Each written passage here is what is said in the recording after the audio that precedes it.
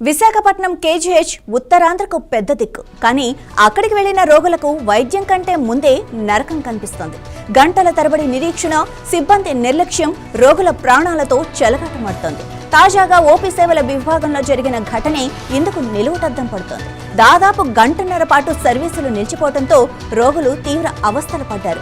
KGH OP విభాగంలో రోగుల సహనానికి తీవ్ర పరీక్ష ఎదురైంది. ముఖ్యంగా in patient case sheets counter వద్ద పరిస్థితి దారుణంగా తయారైంది. క్యూ లైన్ ఏకంగా బయట వరకు చేరింది. గంటలు గడుస్తున్న లైన్ ముందుకు కదలకపోవడంతో తీవ్రమైన ఉక్కపోతలో వృద్ధులు, మహిళలు, చిన్నారులు తీవ్ర ఇబ్బందులకు గురయ్యారు. ఇంత జరుగుతున్నా పక్కనే ఉన్న రెండో కౌంటర్ను తెరిచి రద్దీని నియంత్రించాల్సిన సిబ్బంది ఏమాత్రం పట్టించుకోలేదు. వారి మొండి వైఖరిపై రోగులు, వారి బంధువులు తీవ్ర ఆగ్రహం వ్యక్తం చేశారు. ప్రభుత్వ ఆసుపత్రిలో కనీస సదుపాయాలు కల్పించడంలో, అత్యవసర సమయాల్లో స్పందించడంలో యాజమాన్యం ఎందుకు విఫలమవుతోందని బాధితులు ప్రశ్నిస్తున్నారు.